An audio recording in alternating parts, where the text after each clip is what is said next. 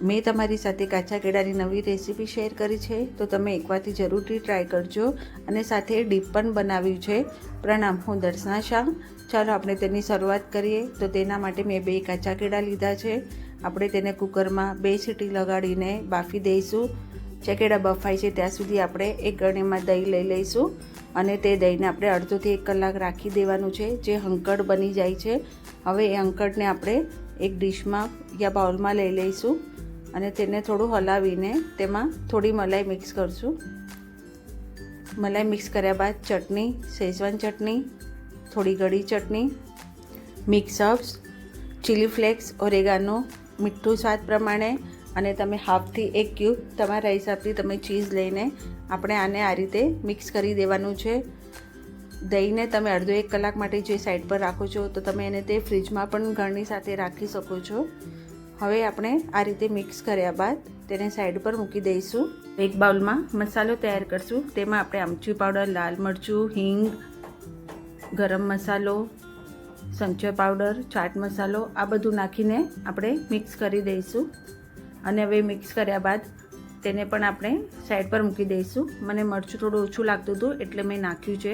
હવે એને સાઈડ પર મૂક્યા બાદ આપણે જે કાચા કેળા બાફવા મૂક્યા હતા તે બફાઈ ગયા છે। હવે આપણે તેની છાલ કાઢી લઈશું। આ રીતે બધી છાલ કાઢ્યા બાદ આપણે તેના પીસીસ કરવાના છે। તો આને આપણે થીક પીસીસ રાખશું, પતલા ન થઈ જાય, કારણ કે આને આપણે પછીથી પ્રેસ કરવાનું હોય છે। તો આ રીતે મેં બધા થીક પીસીસ કરી લીધા છે। હવે એને આપણે ફાસ્ટ ફ્લેમમાં તળી લઈશું। આને આપણે ગોલ્ડન બ્રાઉન થાય ત્યાં સુધી તળવાના છે, તો તમે પછી મીડિયમ ફ્લેમ પર તળી શકો છો। હવે મેં આ બધા કેળા આવી રીતે તળી લીધા છે। હવે એને આપણે એક સાઈડ પર પ્લેટમાં લઈ લઈશું અને આને પ્રેસ કરી દઈશું। આ રીતે આપણે બધા કાચા કેળાને પ્રેસ કરી દેવાના છે।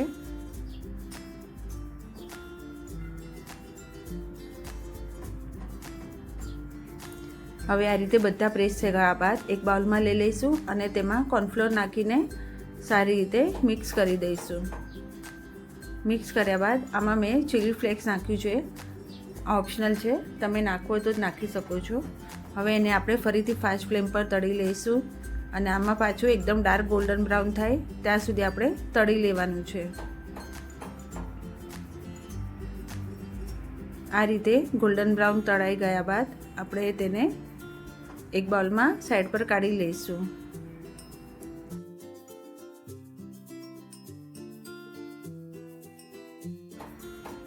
આવી રીતે મેં બધા જ તળી લીધા છે। હવે એને એક પ્લેટમાં લઈ લઈને તેના પર મસાલો આપણે જે બનાવ્યો હતો એ સ્પ્રિંકલ કરશું। હવે તમે આને આ રીતે પણ ખાઈ શકો છો અને જે મેં ડીપ બનાવ્યું હતું તમે તેની સાથે પણ મહેમાન આવે તો સર્વ કરી શકો છો।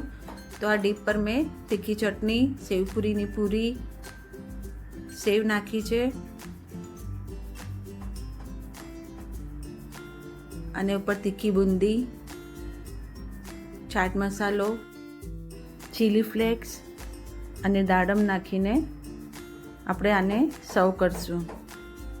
તો કેવી લાગી તમને આ મારી રેસીપી? જો મારો વિડીયો ગમ્યો હોય તો મારા વિડીયોને લાઈક, શેર અને સબસ્ક્રાઈબ કરવાનું ના ભૂલતા। ફરી મળશું નવી રેસીપી સાથે।